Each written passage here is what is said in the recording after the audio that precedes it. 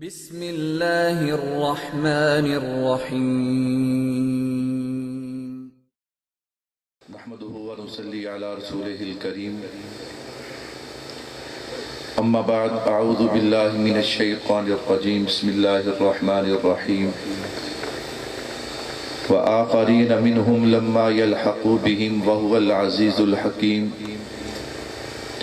اللهم صل على محمد وعلى آل محمد كما صليت على إبراهيم وعلى آل إبراهيم إنك حميد مجيد اللهم بارك على محمد وعلى آل محمد كما باركت على إبراهيم وعلى آل إبراهيم إنك حميد مجيد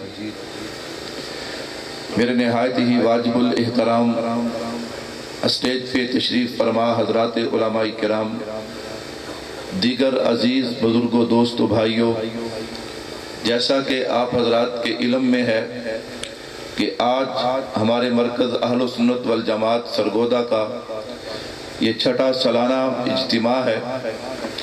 آپ حضرات تشریف لائے، اللہ تبارک و تعالیٰ سے دعا ہے اللہ رب العزت ہمارا اجتماع میں آنا، شرکت کرنا اپنی بارگاہ میں قبول و منظور فرمائیں۔ آپ حضرات جانتے ہیں کہ وقت مختصر ہے اور بہت سارے حضرات تشریف فرما ہیں۔ میں بغیر وقت ضائع کیے حضرات نے مجھے جو عنوان دیا ہے اس عنوان کے حوالے سے آپ حضرات کے سامنے آغاز کلام کرنا چاہتا ہوں۔ بس ایک چھوٹی سی گزارش ہے۔ ابھی الحمدللہ مفتی صاحب آپ حضرات کے سامنے حجیت حدیث کے حوالے سے دلائل کے ساتھ گفتگو فرما رہے تھے۔ آپ حضرات پوری توجہ کے ساتھ سماعت فرما رہے تھے، لیکن حضرات نے جو مجھے عنوان دیا ہے اس میں تھوڑے سے جذبات میرے ہوں گے، تھوڑے سے جذبات آپ کے بھی ہوں گے۔ کہو انشاءاللہ، تھوڑے سے جذبات میرے بھی، تھوڑے سے جذبات آپ کے بھی ہوں گے، چونکہ عنوان ہی ایسا ہے۔ حضرات نے مجھے حکم دیا کہ میں علماء دیوبند کی علمی خدمات کے حوالے سے آپ حضرات کے سامنے گفتگو کروں۔ اللہ سے دعا ہے اللہ مجھے شرح صدر کے ساتھ کلام کرنے کی توفیق عطا فرمائے۔ میرے بھائیوں، علماء دیوبند کی علمی خدمات، اس سے پہلے کہ میں علماء دیوبند کی علمی خدمات آپ حضرات کے سامنے پیش کروں، میں سب سے پہلے اس مرکز، اس ادارے، اس گلشن کا تعارف آپ کے سامنے لانا چاہتا ہوں کہ جہاں سے میرے اکابر نے علم، عمل، اخلاص، کردار، صداقت، عدالت، شرافت، لیاقت، ذہانت کا علم لیا اور علم لے کر پوری دنیا میں پھیلا دیا۔ جہاں سے میرے اکابر نے علم کی خوشبو کو لیا اور پورے جہان کو معطر کر دیا۔ میری مراد دارالعلوم دیوبند ہے۔ اس سے پہلے کہ میں اپنے اکابر کی علمی خدمات آپ حضرات کے گوش گزار کروں، میں دارالعلوم دیوبند کا تعارف لانا چاہتا ہوں۔ بھائیو، دارالعلوم دیوبند کیا ہے؟ میں نے عرض کیا وقت نہایت مختصر، صرف اشارتاً گفتگو ہو سکتی ہے۔ میں نے کہا دارالعلوم دو چیزیں ہیں۔ نمبر ایک، دارالعلوم کی ذات جسے دارالعلوم کی عمارت کہا جاتا ہے۔ نمبر دو، دارالعلوم میں پڑھائے جانے والے علوم۔ میں نے کہا دارالعلوم کی ذات کی نسبت بھی بے مثال ہے اور علوم کی نسبت بھی، بولو یار بولو، کیا ہے؟ بے مثال ہے۔ میں نے کہا نا کچھ جذبات میرے ہوں گے، کچھ جذبات آپ کے ہوں گے، انشاءاللہ بات بنتی چلی جائے گی۔ خیر، میں عرض کر رہا تھا، میں نے کہا دارالعلوم کی ایک ذات ہے جسے عمارت کہا جاتا ہے، ایک دارالعلوم میں پڑھائے جانے والے علوم ہیں۔ میں دونوں کی نسبت پیش کر کے علماء دیوبند کی علمی خدمات کی طرف آنا چاہتا ہوں۔ میں نے کہا جہاں تک ذات کی بات ہے، سنو، دارالعلوم دیوبند کی ذات کی نسبت کتنی بڑی ہے۔ دنیا میں ایک وقت ایسا بھی آیا کہ ہندوستان میں کفر کا طوفان تھا، شرک برجمان تھا، بدعات رسومات میں مبتلا انسان تھا۔ ہاں جناب والا، ہر طرف جہالت گمراہی کا ڈیرا تھا، اسلام برائے نام تھا، مذہب بدنام تھا، ہر غلط کام تھا، عقیدہ خام تھا، انگریز کی حکمرانی تھی، ہر طرف ویرانی ہی ویرانی تھی۔ بڑے بڑے زمیندار، سیاستدان، بڑے بڑے چوہدری، بڑے بڑے مالدار حکومت کے وفادار تھے، ملک و ملت کے غدار تھے، مذہب سے بیزار تھے، قرآن جلائے جا رہے تھے، اسلام کے نقشے مٹائے جا رہے تھے۔ پھر جناب والا قدرت الہی سے فیصلہ ہوا اور قانون قدرت بھی یہی ہے کہ خزاں کے بعد بہار لازم ہے، رات کے بعد صبح کا سویرا لازم ہے۔ پھر عالم رویا میں میرے اور آپ کے پیارے آقا جناب محمد الرسول اللہ صلی اللہ علیہ وسلم نے حضرت مولانا قاسم ننوتوی رحمت اللہ علیہ کو صرف حکم نہیں فرمایا بلکہ اپنے ہاتھوں سے دارالعلوم دیوبند کی بنیاد رکھی ہے۔ میں نے عرض کیا نا، دارالعلوم دیوبند کی جو ذات ہے، جو عمارت ہے،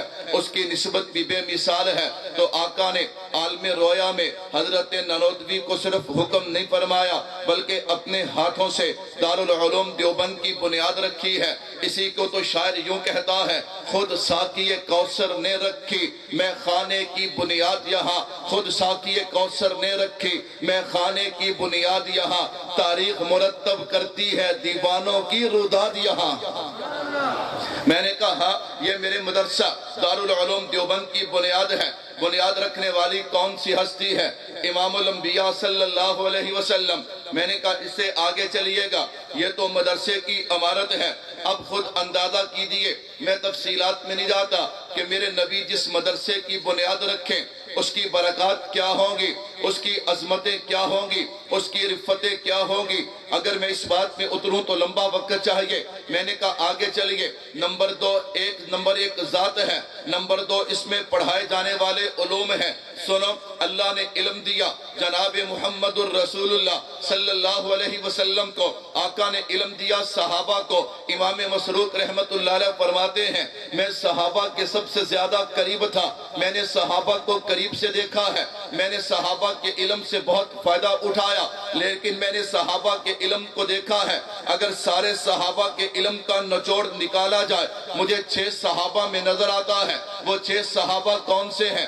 نمبر 1 حضرت عمر ہیں، حضرت علی ہیں، حضرت عبداللہ ابن مسعود ہیں، حضرت زید بن ثابت ہیں، حضرت معاذ ابن جبل ہیں، حضرت معاذ ابن جبل ہیں، حضرت ابو درداء رضی اللہ تعالی عنہ ہیں۔ فرمایا سارے صحابہ کا علم جمع کرو، 6 صحابہ نچوڑ ہیں۔ کہا پھر 6 کا نچوڑ نکالو، 2 صحابہ ہیں۔ نمبر 1 حضرت علی المرتضیٰ رضی اللہ تعالی عنہ، نمبر 2 حضرت عبداللہ ابن مسعود۔ میں نے کہا توجہ کرنا، میں دارالعلوم دیوبند کی علمی سند پیش کرنے جا رہا ہوں، علمی نسبت پیش کرنے جا رہا ہوں تاکہ پتہ چلے نا دارالعلوم دیوبند کے اندر جو علوم پڑھائے جاتے ہیں ان کی نسبت کتنی بڑی ہے، ان کی نسبت اللہ نے کیسی عطا کی ہے۔ توجہ کرنا، میں نے کہا سارے صحابہ کا علم کا نچوڑ جو ہے وہ 2 صحابہ میں ہے۔ اب تاریخ اٹھا کے دیکھ لے، یہ دونوں صحابہ تمہیں کہاں ملیں گے؟ میں نے کہا مکے میں نہیں ملیں گے، مدینہ منورہ میں نہیں ملیں گے، یہ کوفہ میں ملیں گے۔ میں نے کہا ایک بات اور سنتا جا،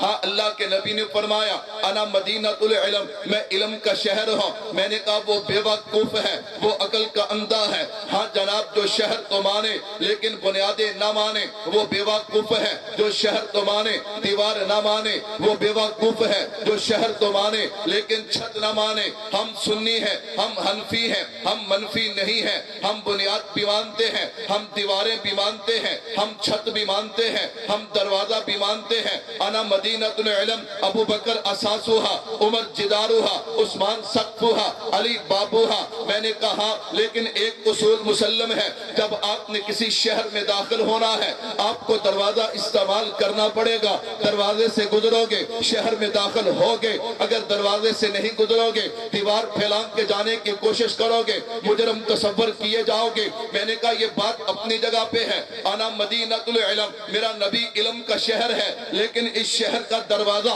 میں نے کہا مجھے کوفے میں نظر آتا ہے۔ پھر میرے اور آپ کے امام اعظم امام ابو حنیفہ رحمت اللہ علیہ مجھے کوفے میں نظر آتے ہیں۔ آپ کہیں گے مولوی صاحب چلے تو دارالعلوم دیوبند کی علمی سند بیان کرنے تھے، آپ کوفہ میں پہنچ گئے۔ میں نے کہا اب دیکھنا، ادھر امام صاحب ہیں، ادھر میرے نبی کے صحابہ ہیں، اور ادھر قاسم العلوم والخیرات حضرت مولانا محمد قاسم ننوتوی ہیں۔ دیوبند والے توجہ کرنا، میں نے کہا میرے شیخ قاسم ننوتوی نے علم حاصل کیا شاہ اسحاق سے، شاہ اسحاق نے حاصل کیا شاہ عبد الغنی سے، شاہ عبد الغنی نے حاصل کیا شاہ عبد العزیز سے، شاہ عبد العزیز نے حاصل کیا شاہ ولی اللہ سے، شاہ ولی اللہ نے حاصل کیا شیخ شیخ ابو طاہر مدنی سے شیخ ابو طاہر مدنی نے محمد بن احمد سے محمد بن احمد نے حافظ حسام الدین رحمت اللہ علیہ سے حافظ حسام الدین نے شیخ ربی سے شیخ ربی نے دو واسطوں سے علامہ عینی ترمذی سے علامہ عینی ترمذی نے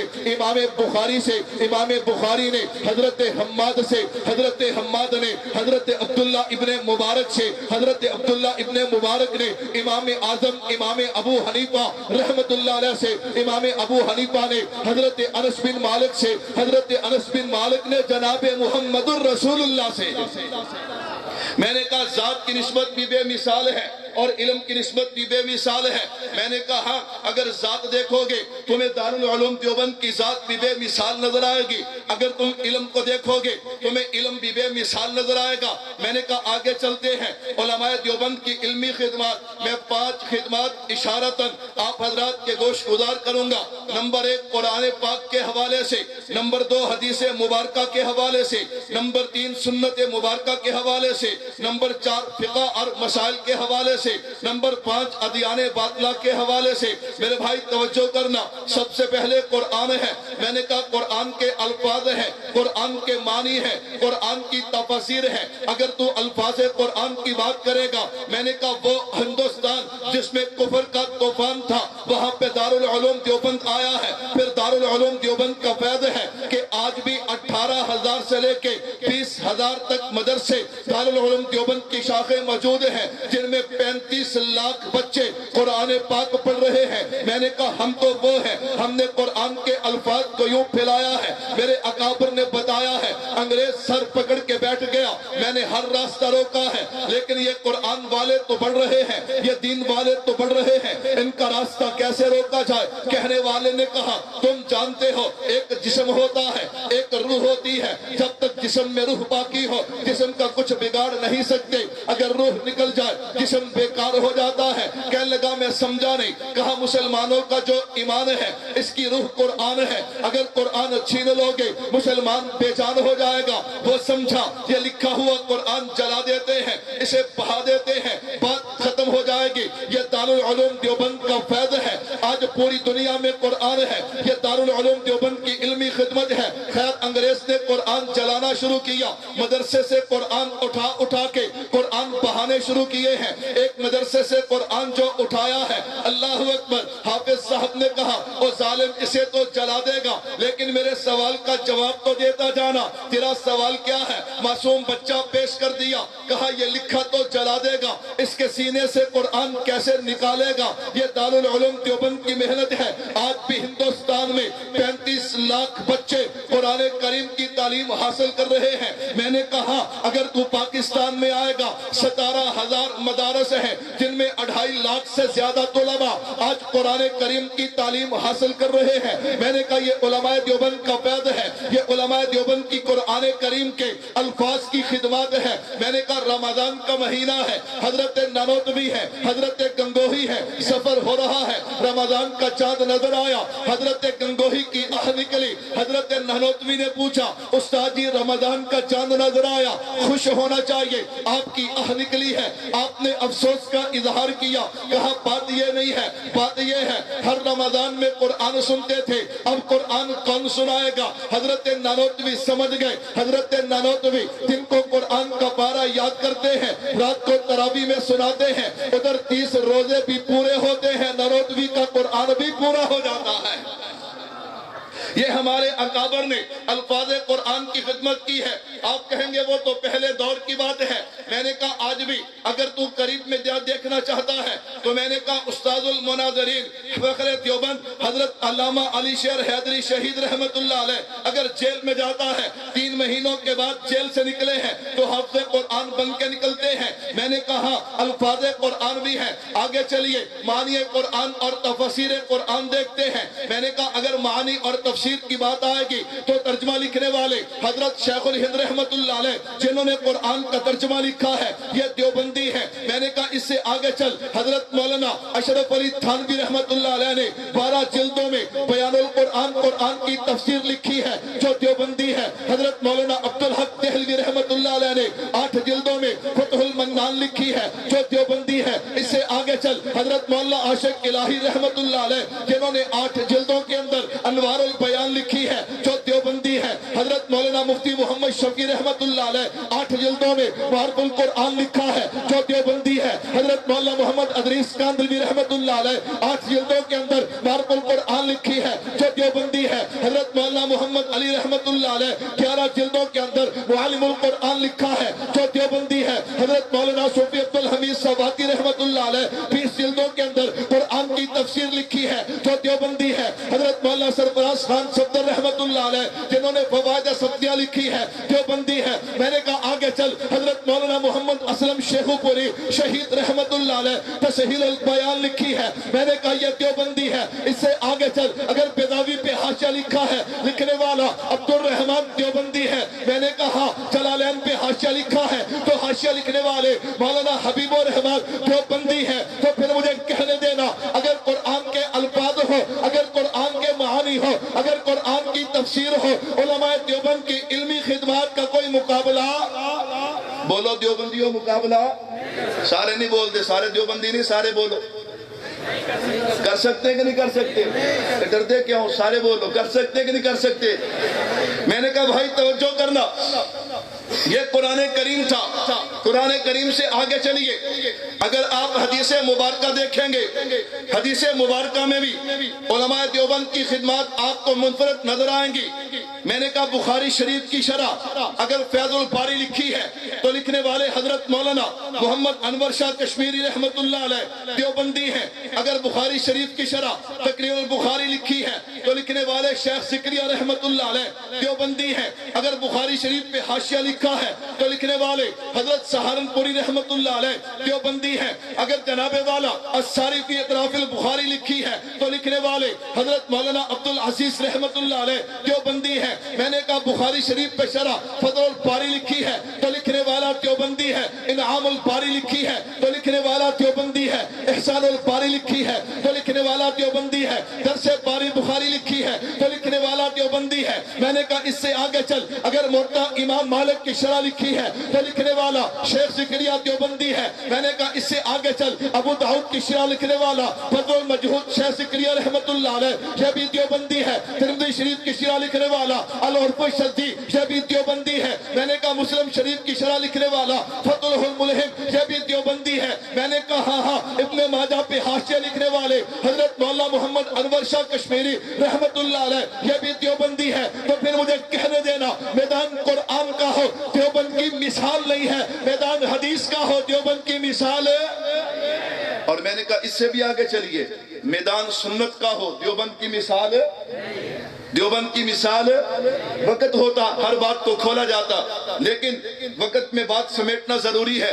मैंने कहा अल्हम्दुलिल्लाह पूरी दुनिया में देखो, पूरी दुनिया में देखो, मैं कहा करता हूं कि जो आदमी इमाम साहब को गालियां देता है वो तबलीगी जमात को भी मैं बात समेट के कहता हूं अगर ना सुन्नत पे गुफ्तगू करे लंबा वक्त चाहिए। आप कहेंगे क्यों? मैंने कहा आप जानते हैं कि सुन्नतों को जमा करने का काम अल्लाह ने इमाम साहब से लिया है और सुन्नतों को फैलाने का काम अल्लाह ने तबलीगी जमात से लिया है। आज हमारे तसव्वुफ वाले हजरात पूरी दुनिया में सुन्नत को फैला रहे हैं, हमारी तबलीगी जमात पूरी दुनिया में सुन्नत को फैला रही है। सुन्नत के मैदान में भी उलमाए देवबंद का कोई मुकाबला नहीं कर सकता। मैं सारी बातें छोड़ के आखिरी बात कहता हूँ। अब अगर मैं तफसीलात में जाऊं कि फिका पे उलमाए देवबंद की खिदमत क्या है, मैं सिर्फ इशारतन अर्ज करता हूँ। मैंने कहा इलाओ सुना अगर 20 जिल्दों में लिखी है तो लिखने वाला देवबंदी है। मुल्ला अली कारी की नस्बुर राया का अगर उसकी शरह लिखी है तो लिखने वाला महमूद रवाया यह भी देवबंदी है। नस्बुर राया पे 4 जिल्दें शाया करने वाले यह भी देवबंदी है। मैंने कहा अगर तू मसाइल में उतरेगा तालीमुल इस्लाम लिख के उम्मत पे एहसान करने वाला यह भी देवबंदी है। बहिश्ती ज़ेवर लिख के हर घर पे हर जनाबे वाला हर घर के लिए आसानियां पैदा करने वाला यह भी देवबंदी है। अगर कंस पे हाशिया लिखा है तो ये हाशिया लिखने वाला यह भी देवबंदी है। मैंने कहा अगर इससे आगे चलेगा फतावाजात की दुनिया में उतरेगा फतावा देवबंद यह भी देवबंद का है। फतावा रशीदिया यह लिखने वाला भी देवबंदी है। फतावा महमूदिया लिखने वाला भी देवबंदी है। अमदादुल फतावा लिखने वाला भी देवबंदी है। मैंने कहा कौन कौन सी खिदमत लाऊं? अगर तू हजरत थानवी देखेगा फिका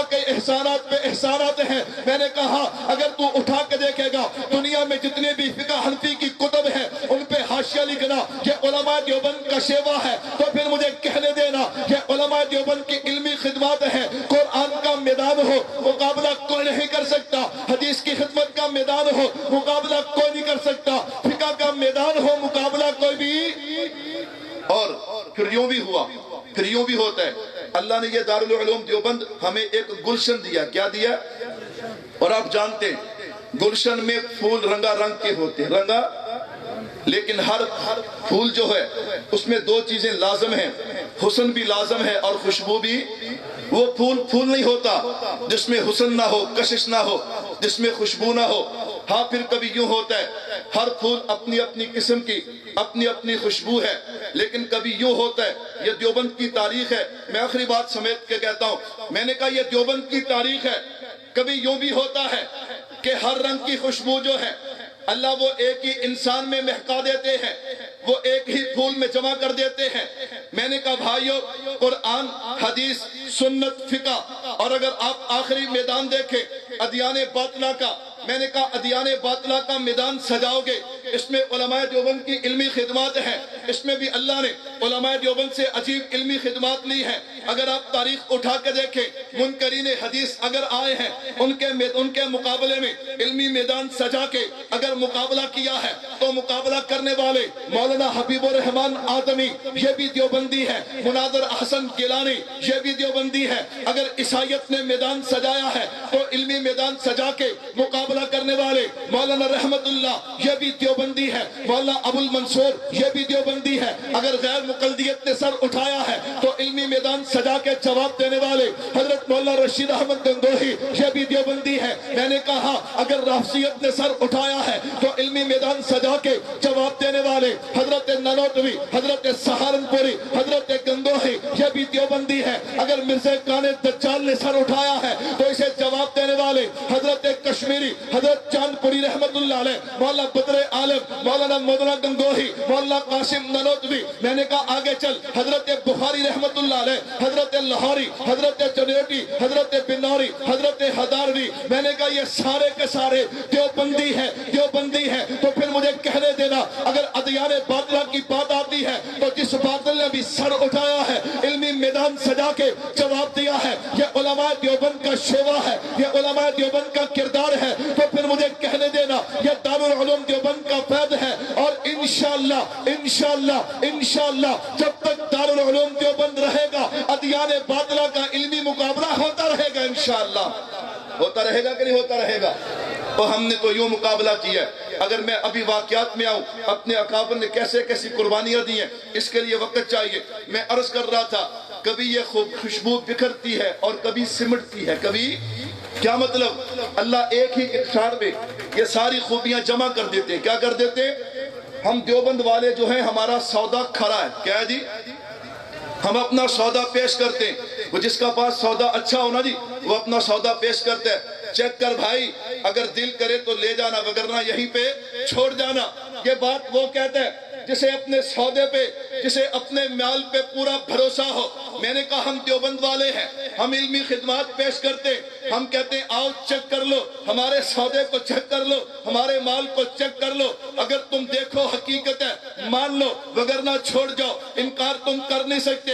میں نے کہا کبھی اللہ یہ منفرد ایک ایک آدمی میں یہ خوشبو عطا کرتے ہیں، کبھی ایک انسان میں جمع کر دیتے ہیں۔ آپ کہیں گے کیا مطلب؟ میں نے کہا ایک ہی انسان جو ہے اس میں آپ کو ساری خصوصیات نظر آئیں گی۔ اگر قریب زمانہ میں دیکھنا چاہتے ہو چلو میرے ساتھ، میں سمندری شہر میں علامہ فاروقی شہید دکھاتا ہوں۔ میں نے کہا اس سے آگے چلو گے پھر مفتی محمود دکھاؤں گا، میں نے کہا اس سے آگے چلو گے حضرت لاہوری دکھاؤں گا، اس سے آگے چلو گے حضرت بخاری دکھاؤں گا، اس سے آگے چلو گے حضرت کشمیری دکھاؤں گا۔ دیوبند کی تاریخ تو بھری پڑی ہے۔ آپ کہیں گے مولوی صاحب وہ تو گزر گئے، اس دور میں بھی کوئی بتانا۔ میں نے کہا اس دور میں بھی اللہ نے ہمیں ایک کہ نہیں, اللہ نے ہمیں کئی افراد ایسے عطا کیے ہیں کہ جن کے اندر اللہ نے یہ سارے رنگ جمع کر دیے, دارالعلوم دیوبند کی ساری خوشبوئیں جمع کر دی ہیں. میں نے کہا ان میں سے ایک شخصیت کا تعارف میں بھی کروانا چاہتا ہوں. ہاں, میرے شیخ, میرے استاد, میرے مقرب حضرت اقدس حضرت مولانا